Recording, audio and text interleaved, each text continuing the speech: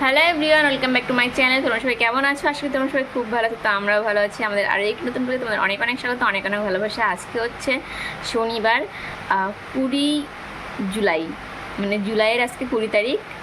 তো আজকে হচ্ছে সোনুর বাবার জন্মদিন। তো বুঝতেই পারছো ব্যাপারটা কীরকম, মানে আমাদের জন্মদিনগুলো পুরো পরপর। ফার্স্টে ছিল হচ্ছে জ্যৈষ্ঠ মাসে, মানে মেয়ের 17 তারিখে আমার মেয়ের ছিল, আর বাবারও ওই জ্যৈষ্ঠ মাসেই, কিন্তু যেহেতু আগেকার না, এর জন্য আর কি ডেটটা কেউ জানে না, তো ওটাই আর কি। আর হচ্ছে জ্যৈষ্ঠ মাসে ছিল মেয়ের, যেহেতু মানে ওই মেয়ের 17 তারিখে। এবার জ্যৈষ্ঠ আষাঢ় আষাঢ় মাসের 14 তারিখ, মানে হচ্ছে জুন মাসের 29 তারিখ, সেদিনটা ছিল ভাই বোনের। আর আষাঢ়ের 21 তারিখ আমার। আর আজকে হচ্ছে শ্রাবণ মাসের হয়তো 4 তারিখ, আর ইংলিশের হচ্ছে জুলাইয়ের 20 তারিখ। আজকে হচ্ছে সোনুর বাবার জন্মদিন। তো ভাবো আমাদের জন্মদিনগুলো পুরো পরপর। তো এখন বাজে সকাল 10টা, রান্নাবান্না খাওয়া দাওয়া সব হয়ে গেছে আমাদের। এখন সোনু স্নান টান করে আবার খাচ্ছে, তারপরেও ঘুমাবে। আর সোনুর বাবা তো চলে গেছে কাজে, ও খেটেই গেছে আজকে। তা আমাদের জন্মদিন হলেও আমাদের কোনো স্পেশাল সেভাবে কিছু থাকে না। মানে আগে তাও মাংস টাংস রান্না করতাম, কিন্তু এখন না আর ইচ্ছে করে না মাংস টাংস, মানে কীরকম একটা জীবনটা হয়ে গেছে না, এই জন্য হুটহাট করলেও আর কি ইচ্ছে করে না খেতে। অনেক দিন পরে সেদিনকে খেয়েছিলাম, তো এখন সেরকম যে কিছু হলেই খেতে হবে এরকম ইচ্ছে করে না।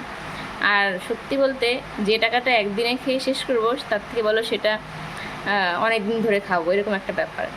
কোনো কিছু হলে সেরকম কোনো আয়োজন সেরকম থাকে না, শুধু একটাই জিনিস, জন্মদিন মানেই পায়েস বানাতে হবে, সে যারই হোক না কেন জন্মদিন। তো রাত্রেবেলা সোনুর বাবার জন্য পায়েস বানিয়ে দেবো, এটাই আমাদের জন্মদিন মানেই হচ্ছে পায়েস খেতে হবে। আর খুব যে ভালো মন্দ খেতে হবে সেরকম কোনো আমাদের মধ্যে এই জিনিসটা নেই। হ্যাঁ, আগে ওই মাংসটা রান্না হতো সবার জন্মদিনের দিনে, কিন্তু এখন সেটাও ইচ্ছে করে না। তো বিকেলবেলা বাড়িতে যাব, ওখানেই পায়েসটা বানাবো। আর হচ্ছে কালকে তো সোনুর কাকু আর কাকিমণি, মানে আমার দেওর আর দেওরের বউ এসেছিল। তো কালকে আমি সেভাবে ব্লগ করতে পারিনি, খুবই ছোট্ট একটা ভিডিও করেছিলাম। আসলে ভেবেছিলাম যে অনেক কিছুই করব, কিন্তু আমার ওই দেওরকে দেখার পরে নাই, মানে কি বলবো, দেখেই একদম পুরো মনটা একদম খারাপ হয়ে যায়। মানে আমি ওকে 5 বছর আগে দেখেছিলাম, তখন একদম আলাদা ছিল। আর 5 বছর পরে যখন দেখলাম ওকে, দেখে একদম আমার ভাইয়ের কথা মনে পড়ে যায়। মানে ও তো 5 বছর আগে দেখতে একদম অন্যরকম ছিল, আর এখন যখন দেখলাম তো ওর মধ্যে একটা পরিবর্তন এসেছে। সেই কত বড় বড় চুল বানিয়েছে, দাড়ি টাড়ি আর তাকানো, তারপরে মানে সব কিছু দেখে না আমার ভাইয়ের কথা ভীষণ মনে পড়ে গিয়েছিল। তো এর জন্য মনটা ভীষণ খারাপ হয়ে গেছিলো, এই জন্য সেভাবে আর কি ব্লগ করা হয়নি। আর এই যাই কথা বলি, মাঝখান থেকে ভাইয়ের জিনিসটা উঠেই আসে এই কথা বলতে বলতে, আর সেভাবে কিছু করা হয়নি। তারপরে খাওয়া দাওয়া করে ওই বাড়িতে চলে যাই। ওখানে গিয়েও মা যখন দেখে ওকে, মানে আমাকে ফোন করেছিল প্রথমে, তো একটা খবর দেওয়ার জন্য। তোমাদেরকে কালকে একটু বলেছি যে আমাদের একজন মেসো মারা গেছে, তো ওই খবরটা দেওয়ার জন্য যখন মা ফোন করে তখনই বলি যে এরকম এরকম ওরা এসেছে, আর ওকে দেখে একদম পুরুষের কথা মনে পড়ছে। তো তখন হচ্ছে আমার দেওয়ার একটা ফটো তুলে আবার মাকে পাঠাই, তো মা দেখেও মানে ভাইয়ের কথাগুলো মনে পড়ে। তারপরে যখন ওখানে যাই, ওখানেও মা বললো বারবার যে তুমি চুলগুলো কেটে ফেলো, চুল দাড়ি এগুলো থাকলে না মানুষের মানে মানসিক একটা ভাবনা চিন্তা করে কোন যেন অন্য হয়ে যায়, এরকম মনে হয় আমাদের যখন ভাইকে দেখেছিলাম। তো এটা বলি, এখন দেখা যাক ও কী করে। আর ও বিয়ে করেছে হচ্ছে 2 বছর হলো হয়তো, তো পালিয়ে বিয়ে করেছিল। আর পরে যখন বিয়ে হয়েছিল তখন আমাদের বলেছিল, যাওয়া হয়নি সেভাবে, এবং আমার মেয়েও ছোটো ছিল তখন, যাওয়া হয়নি। আর ওর দাদা এসেছিলো, ভাইয়ের যখন কাজ হচ্ছিলো আমাদের এখানে, তখন ওর দাদা এসেছিলো। তো ইচ্ছে আছে শ্বশুরবাড়ির ওদিকে যাব, তোমাদেরকে দেখাবো সবাইকে, মানে আমার সবাই আছে, মানে থেকেও নেই যে জিনিসটা সেটা। তো এমনিতে একা পুরো আমরা, তো যদি কেউ আসে না ভীষণ ভালো লাগে, কত মানে আনন্দ লাগে, মজা লাগে, কিন্তু যখন চলে যায় ভীষণ মন খারাপ হয়ে যায়। আর সত্যি কথা বলতে আমি থাকতে বলতে পারিনি আমাদের এই বাড়িতে, কারণ আমাদের একটাই রুম আর প্রচণ্ড গরম ছিল। তো এত গরমে থাকতেও পারবে না, এই জন্য আর সেভাবে জোরও করিনি। তারপরে ওরা চলে যায় ওই আর একটা পিসি শাশুড়ির বাড়িতে, যেহেতু আছে এখানে অনেক আত্মীয় তাদের ওখানে। আর ওটাও আমার ছোটো পিসি শাশুড়ির ছোটো ছেলে ছিল। তো যাই হোক, রাত্রেবেলা অনেকটা দেরি করে এখানে আসি। আর আজকে তো বললামই আজকে হচ্ছে সোনুর বাবার জন্মদিন। তো আমাদের কাছে জন্মদিন মানেই পায়েস, আর তোমাদের কাছে কি সেটা কিন্তু বলো। আর সব থেকে বড়ো কথা যেটা, যে আমাদের জন্মদিনগুলো এত পর পর, সেরকম কোনো আমাদের স্পেশাল বলে কিছু হতেই পারে না, এত পর পর। তো তোমাদের আর কার কার বাড়িতে এরকম একটু জানিও কিন্তু, ঠিক আছে? আমি ভাবি হয়তো মানে আমাদের বাড়িতে এরকম, তো তোমাদের আর কার কার এরকম বলবে। কারণ না আমাদের বাড়িতে দেখো, আমার মেয়ের জন্মদিন ছিল জ্যৈষ্ঠ মাসে বললামই, তারপরে হচ্ছে জুন মাসে 29 তারিখে যেহেতু ভাই বোনের, জুলাই মাসে 6 তারিখে আমার, মানে এক সপ্তাহ পরে ওদের। যদি এবার ওদের শনিবার ছিল, তো আমার ছিল হচ্ছে পরের শনিবার। এবার আমার যেহেতু জুলাইয়ের 6 তারিখে ছিল, তারপরে একটা শনিবার যায়, তার পরের শনিবারে আজকে হচ্ছে সোনুর বাবার। মানে সত্যি আমার না এই যে এই ডেটগুলো যখন আসে ভীষণ হাসি পায়, যে এরকম পর পর কেন। তার থেকে বড় কথা তোমরা আরেকটা জিনিস শুনলে হাসবে, সেটা হচ্ছে আমার ভাই বোনের তো একই দিনের জন্ম, শুক্রবার। এবার আমরা 3 জন, আমাদের জন্মবার সোমবার, আমার বরেরও সোমবার, আমারও সোমবার, আমার মেয়েরও সোমবার। ভাবো মানে জিনিসগুলো এরকম হয়েছে কি বলবো। তো দেখো, আমি আজকে ব্লগটা শুরু করেছিলাম সকাল 10টাতে, ঠিক আছে? কিছুটা করেছিলাম, তারপরে মেয়েকে যখন আর কি খেতে দিয়েছিলাম, তোর খাওয়া হয়ে গেছিলো, এই জন্য পুরো চিৎকার চেঁচামেচি করছিলো, এই জন্য তখনকার ব্লগটা পুরোটা কমপ্লিট করতে পারিনি, মানে যা কথা বলছিলাম সেটা শেষ করতে পারিনি। তো এখন মেয়েকে ঘুম পাড়িয়েছি, আর আমারও প্রচণ্ড ঘুম পাচ্ছিল, কিন্তু ও ঘুমোচ্ছিল না, এই জন্য আমার ঘুমটা ভেঙে, মানে ঘুমের টাইমটা চলে যায়, আমার ঘুম এখন ভেঙে যায়। এখন দেখি মেয়ে ঘুমিয়ে আছে। তারপর যখন যেই আমি দেখছিলাম যে ভিডিওটা কী করলাম, তখন দেখি হে ভগবান, অর্ধেকটা কথা বলছি তো অর্ধেকটা বলছি না, এর জন্য ভাবলাম তো আরেকটু কথাটা যেটা বলছি এটা শেষই করে নিই। তো এখন বাজে হচ্ছে দুপুর 12টা, একটু পরে সোনুর বাবা হয়তো চলে আসবে। আজকে হচ্ছে রৌদ্র নেই, কিন্তু গরম হালকা আছে। দেখো জানালা খুললে আলোটা দেখো, মানে জানালার পর্দাটা সরালে আলোটা দেখো, পর্দাটা দিয়ে রাখলে এরকম। তো বিকেলবেলা ওই বাড়িতে যাব। আর সত্যি বলতে আমার না অনেক দিনের অনেক ইচ্ছে ছিল যে যদি কখনো নিজে ইনকাম করতে পারি, তো সেখান থেকে সবার স্পেশাল যে দিনগুলো হবে জীবনের, সেগুলোতে কিছু আমার সামর্থ্যের মধ্যে দেব। তো এখনও পর্যন্ত আর নিজে কিছু ইনকাম করতে পারিনি, তবে ভগবানের ইচ্ছে থাকলে, তোমাদের ভালোবাসা পেলে হয়তো পারবো। কিন্তু আমার খুব ইচ্ছে আছে আমার বরের জন্মদিনে আমার তরফ থেকে সামান্য কিছু দেওয়ার। আমার খুব ইচ্ছে, এটা আগের থেকেই ছিল, কিন্তু কোনোদিনও হাতে টাকা পয়সা থাকতো না, আমি কিছু করতাম তো আর না। এর জন্য যখন যেটা দরকার হতো বরকে বলতাম।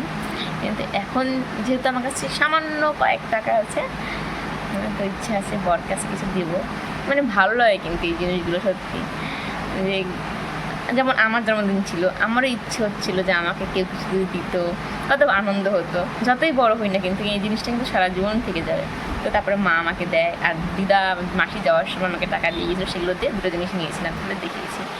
এবার সোনুর টাইমেও সোনুকে আমরা কিছু দিই না, মা বাবা দেয়। আমরা দিই না কেন বলো তো, যখন কোনো পুজো টুজো হয় তখন কাউকে এতগুলো করে জিনিস দেওয়া হয় যে পরে আর দেওয়া হয় না। কারণ না ও এমন দুষ্টু যে যে জামাটা দেখবে ওটাই প্রতিদিন পরতে চাইবে, আর বাদ বাকিগুলো পরবে না। তার থেকে বড় কথা, ও এখন বড় হচ্ছে, আর ঘরে যতগুলো জামা কাপড় সেগুলো তো ছোটো হয়ে যাচ্ছে।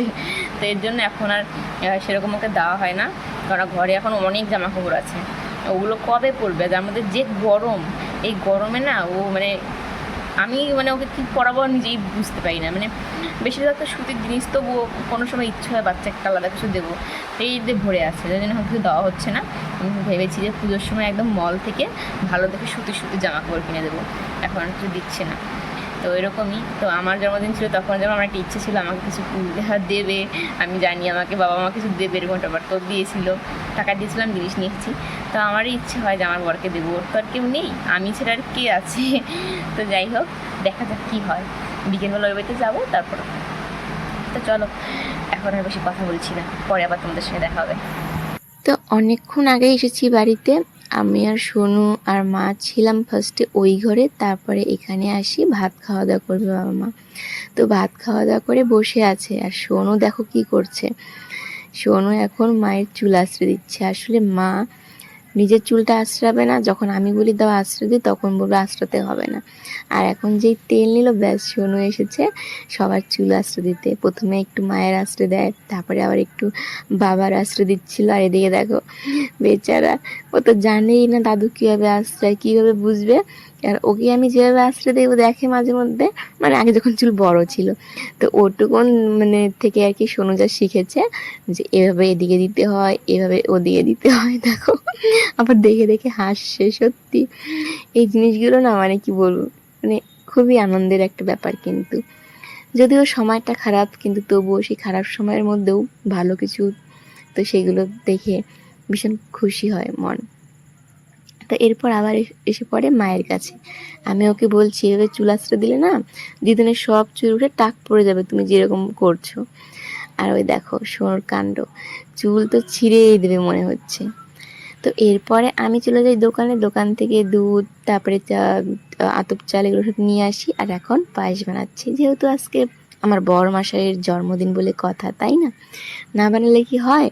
বাড়িতেই বানাতাম, কিন্তু বাড়িতে বানিয়ে সে এখানে আনতেই হবে, এর জন্য ভাবলাম এখানেই বানিয়ে বাড়িতে অল্প একটু নিয়ে যাবো, বাদ বাকিটা বাবা মার জন্য রেখে দেবো রাত। দেখো এটা সোনুর দুষ্টামি দেখো। আমি এইমাত্র ভাত বসিয়েছি, একটু ঘরে গেছি, আর মা পাক দিয়ে গেছে। আর এদিকে দেখো হলুদগুলা পুরো ভাতের মধ্যে ঢেলে দিয়েছে। এই দেখো পাজি একটা মেয়ে, ও ভালো মেয়ে, একদম পচা মেয়ে।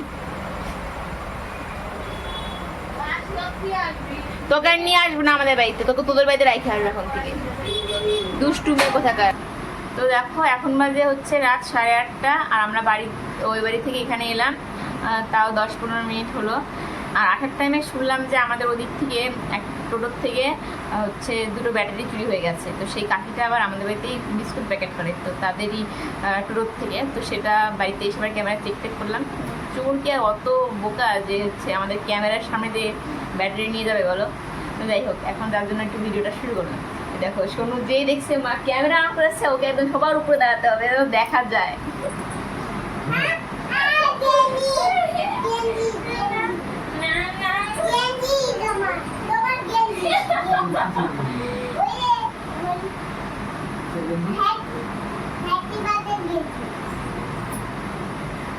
দেখো হয় কি না, দেখো না আগে দেখো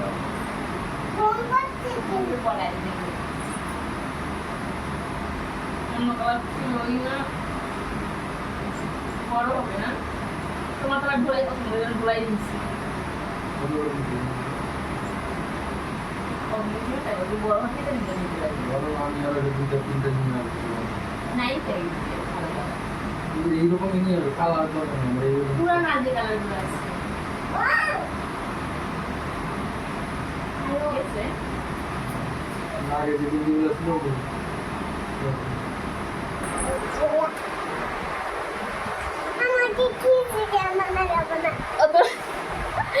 শুনেছে সোনু যে সিসি ক্যামেরা ব্যাস শুরু হয়ে গেছে। সিসি ক্যামেরা লাগাতে হবে সোনুর মাথার মধ্যে।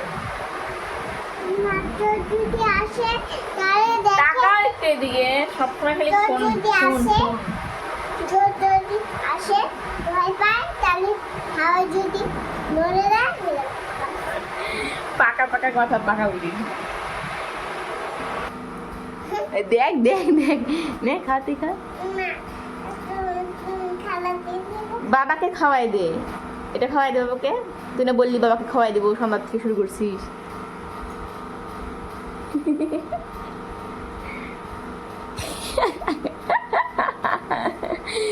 তো দেখো এখন বাজে রাত 9:30, আর সোনু কি করছে জানো, ওই যে ওর বাবা সিরিয়াল দেখছে, ও ওপর হয়ে বসে এইভাবে বসে বসে সিরিয়াল দেখছে। খেয়ে ওই খাওয়ার সময় সিরিয়াল দেখলো, শেষ হয়নি সিরিয়ালটা, এখন খেয়ে এসে আবার সিরিয়াল এইভাবে এইভাবে দেখছে। আর দেখো আবার কথাও শুনছে, কথাগুলো গিলছে আবার দেখো। তো চলো আমাদের আজকে এই ব্লগটা আর বড় করছি না, নাহলে লাইট তো পর্যন্ত অন থাকবে তখন তো দুষ্টুমি করবি, তাতে লাইট অফ করে ঘুমাতে হবে। তো চলো আমাদের আজকে এই ব্লগটা এই পর্যন্ত, দেখা হবে নতুন ব্লগে। যদি এই ব্লগটি ভালো লাগে তাহলে অবশ্যই লাইক করে দিও। আগে সবাই ভালো থেকো, সুস্থ থেকো, টাটা, গুড নাইট। শোনো, টাটা দে। ওই সিরিয়াল দিবে না তোকে, টাটা দে।